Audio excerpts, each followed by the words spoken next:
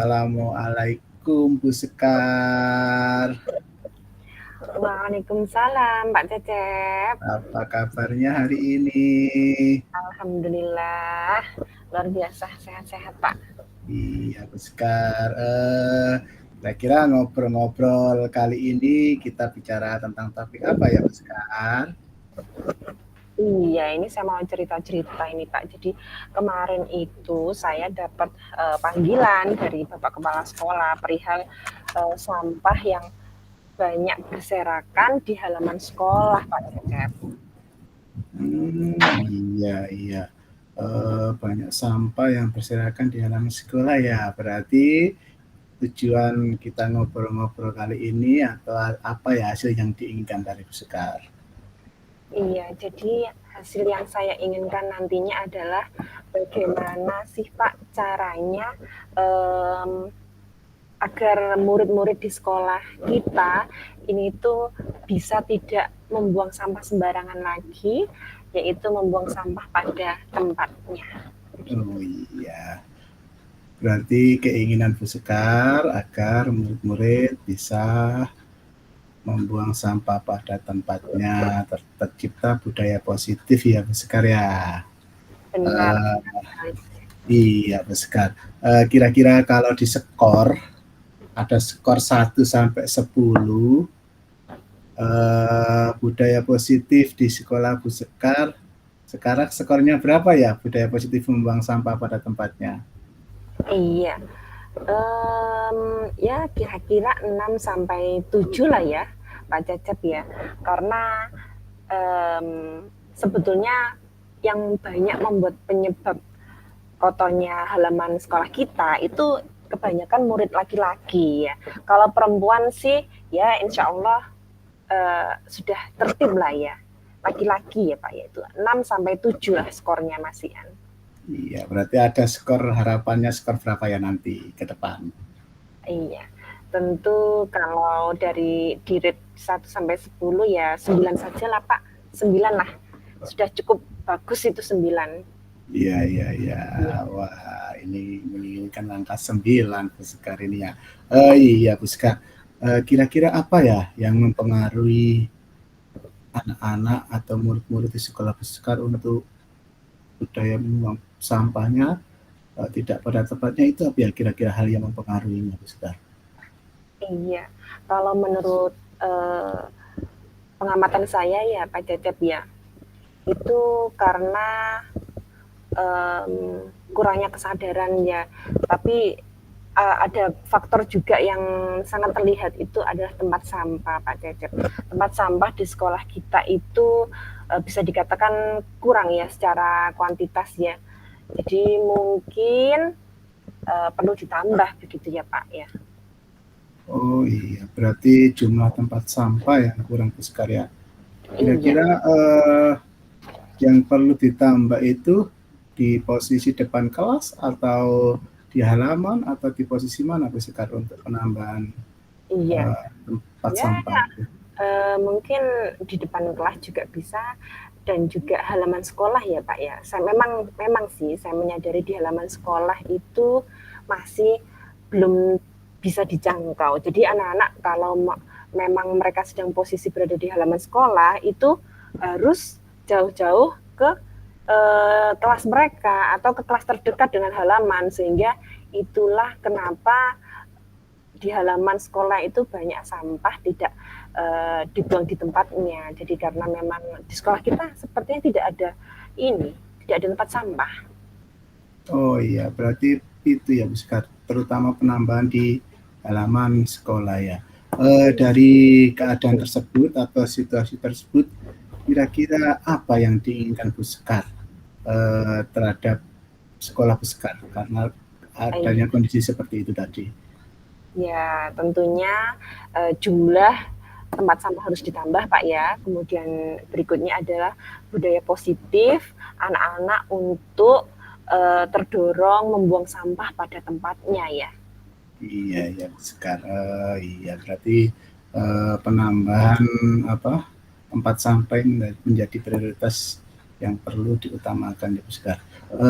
Dari hal tersebut Bu Sekar, kira-kira ada gagasan atau ide untuk menyelesaikan masalah tersebut agar terlaksana dengan cepat, Bu Sekar?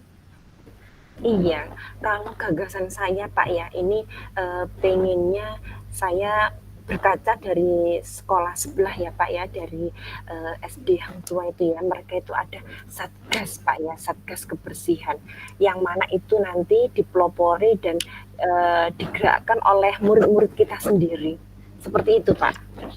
Iya, ada satgas kebersihan ya Bu Sekar. Iya. Untuk satgas kebersihan itu kira-kira apa ya yang harus dipersiapkan sekarang untuk membentuk satgas tersebut? Iya, yang harus disiapkan ya Pak, barangkali saya harus berkoordinasi terlebih dahulu tentunya dengan Bapak Kepala Sekolah, kemudian menularkan kepada rekan sejawat saya, kemudian terakhir saya merekrut murid-murid yang sigap, yang mempunyai keterampilan dalam menegur teman-temannya secara baik, seperti itu Pak. Iya, iya. Berarti Bu Sekar perlu koordinasi dengan kepala sekolah, dengan rekan sejawat, selanjutnya mencari murid-murid yang mempunyai kemampuan atau kepemimpinan dalam hal satgas tersebut ya.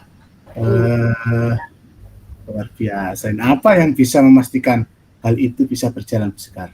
Mungkin langkah-langkahnya atau apa, seperti apa menurut Bu Sekar? Baik Pak, jadi setelah nantinya Satgas itu terbentuk ya, secara anggotanya sudah kami dapatkan, langkah berikutnya adalah penyusunan jadwal ya Pak ya tentunya. Penyusunan jadwal, siapa-siapa saja, dengan siapa saja yang bertugas pada hari Senin ya, hari Selasa dan seterusnya.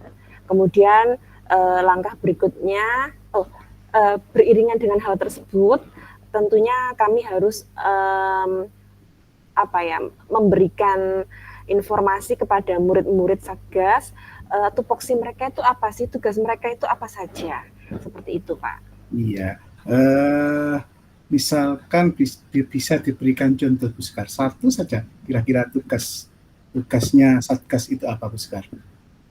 Iya, tugasnya Satgas ini yang ada dalam ancang-ancang pikiran saya Pak ya, ini mereka akan berkeliling pada saat jam-jam istirahat ya, karena jam-jam ini adalah sangat rawan, di mana produksi sampah akan sangat terlihat ya, itu pada jam tersebut, sehingga istirahat sampai dengan setelah istirahat kira-kira 5 menit ya, itu mereka harus berkeliling dari menegur rekan atau teman mereka yang membuang sampah, kemudian mengambil sampah yang memang sudah tidak bertuan ya, tidak tahu siapa yang membuang, seperti itu ya Pak ya barangkali. Iya. Berarti tugas dari Satgas tersebut adalah bagaimana menciptakan kondisi di sekolah ini anak-anak baik yang sudah membuang sampah pada tempatnya maupun yang belum bisa terkondisikan dengan baik ya Bu Sekar ya. Kira-kira Bu Sekar ya, apalagi ya tugas Satgas itu selain itu tadi menurut Bu Sekar, selain mengkondisikan pada waktu jam-jam istirahat? Iya, tentunya mereka juga ada sebuah tanggung jawab ya Pak ya, tanggung jawab serta kewajiban untuk terus berkoordinasi dengan Bapak Ibu guru, terutama pembina dari Satgas Kebersihan itu sendiri, apabila nantinya di lapangan itu terdapat hal-hal teknis yang mereka tidak bisa selesaikan gitu.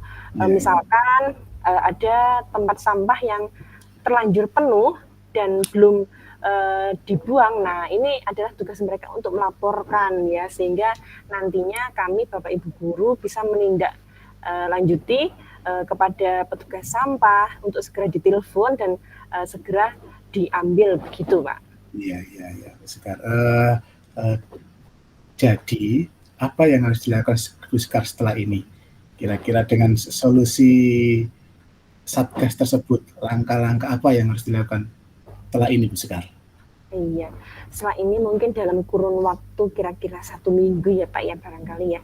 1 minggu saya merencanakan untuk berkoordinasi dengan Bapak Kepala Sekolah, kemudian rekan sejawat saya, guru PJOK, kemudian Ibu Bendahara BOS, dan tentunya Bapak Ibu guru lainnya dalam sebuah rapat di mana kami akan menjelaskan urgensi daripada Satgas Kebersihan. Satgas Kebersihan itu merupakan sebuah masa depan untuk kita bersama karena Satgas Kebersihan ini nantinya akan berkeliling setiap hari. Kemudian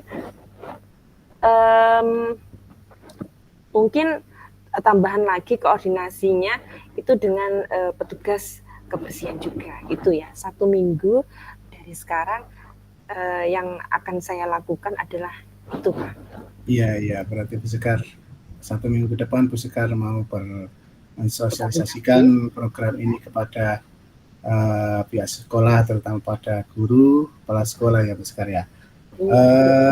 Kira-kira siapa yang bisa membantu mengingatkan atau bisa dimintai bantuan dalam program Bu Sekar ini, yaitu Satgas Kebersihan ini?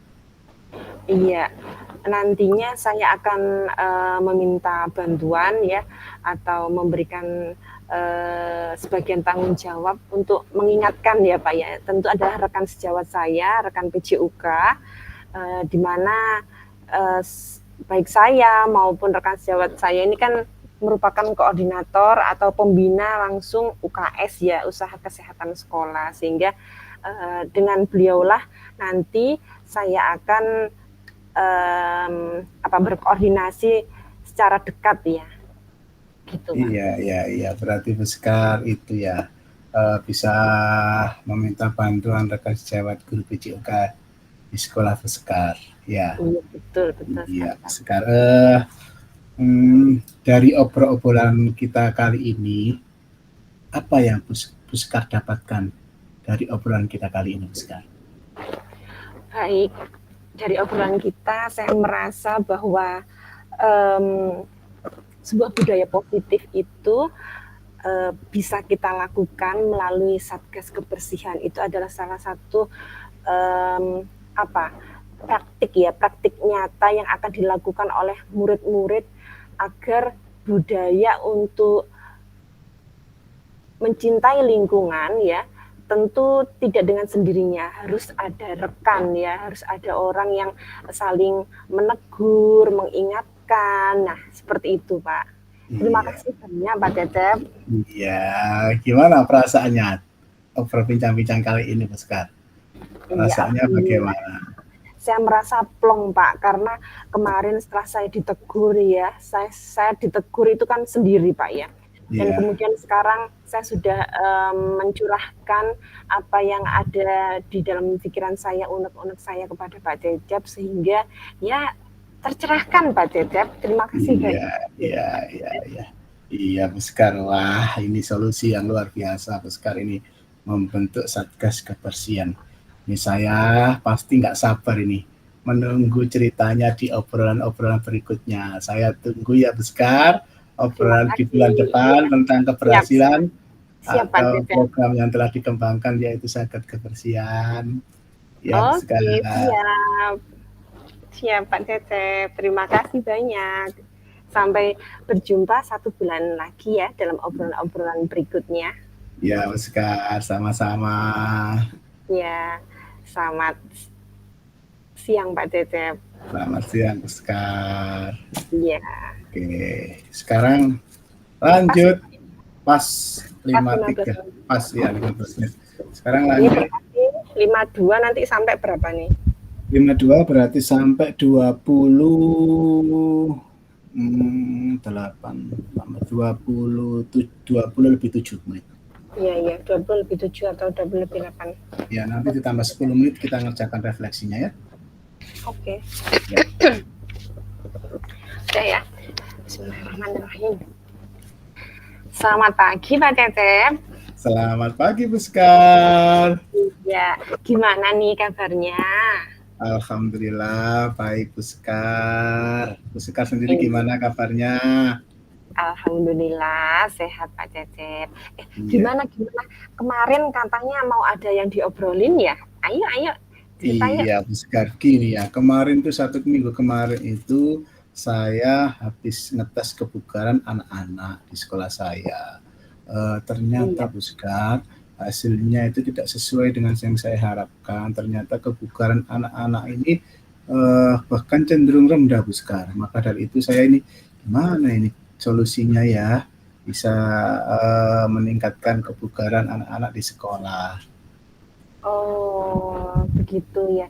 Jadi permasalahan Pak Cecep 1 minggu lalu itu ya, Pak Cecep sudah melakukan beberapa cara untuk meningkatkan tingkat kebugaran jasmani murid-murid, namun ternyata hasil yang didapatkan masih jauh dari kata baik, begitu ya Pak Cecep ya? Iya, Sekar, seperti itu. Iya. Kalau gitu kita tetapkan aja ya tujuan perbincangan kita hari ini ya.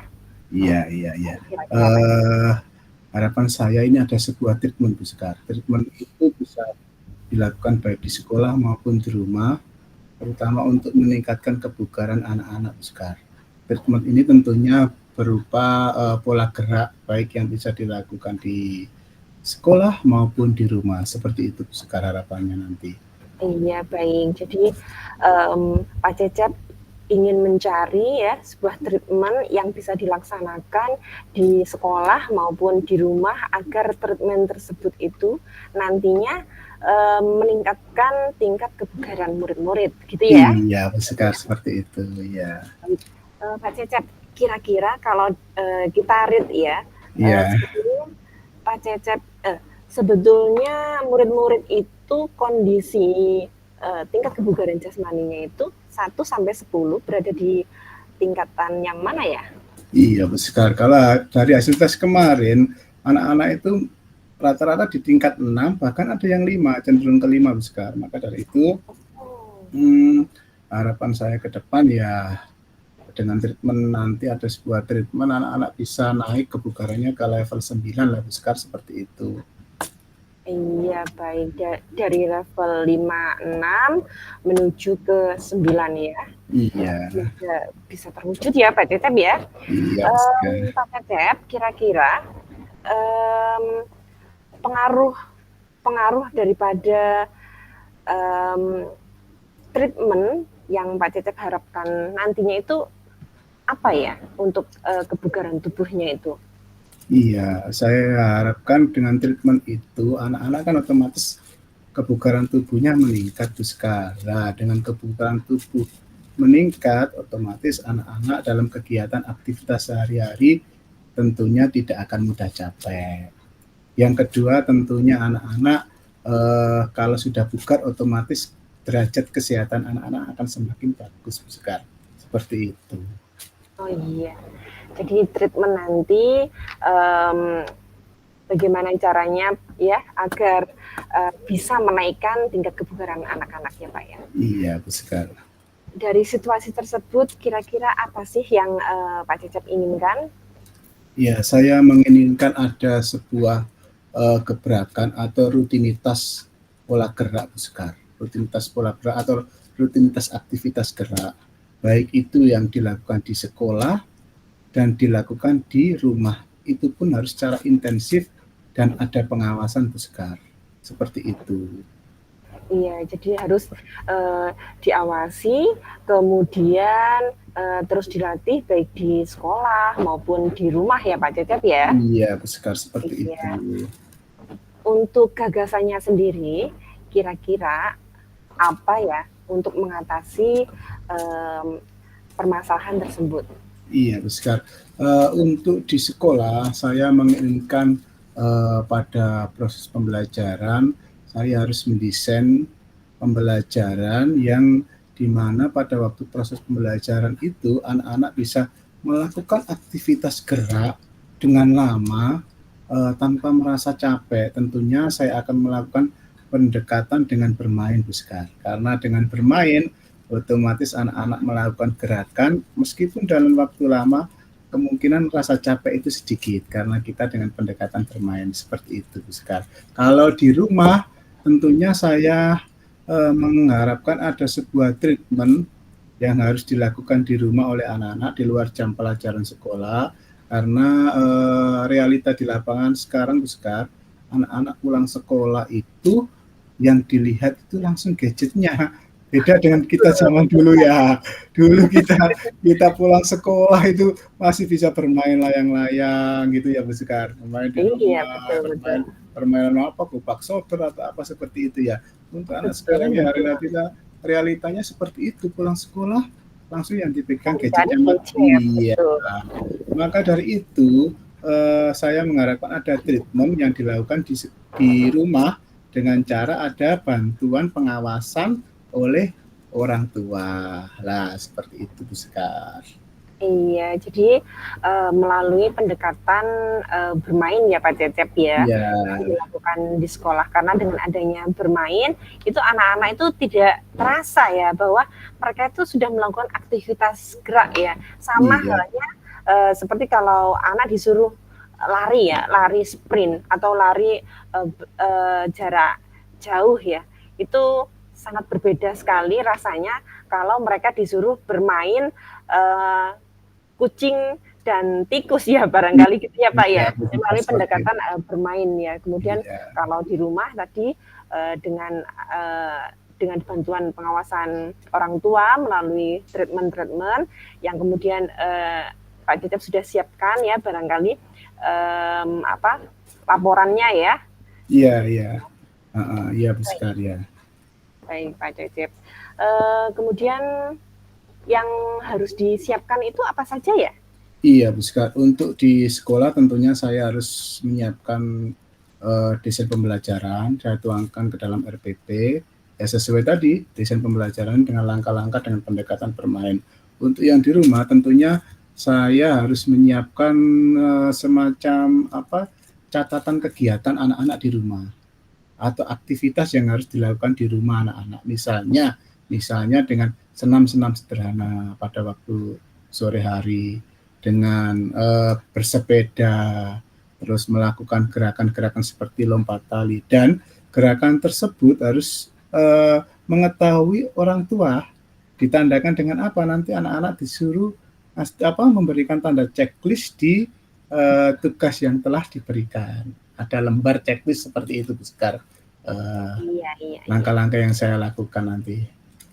Iya, jadi yang perlu disiapkan oleh Pak Cecep ya, kalau tadi saya tidak salah mencatat ya Pak ya, Pak Cecep akan menyiapkan RPP yang di situ termuat macam-macam permainan ya, sehingga anak nanti akan merasa senang.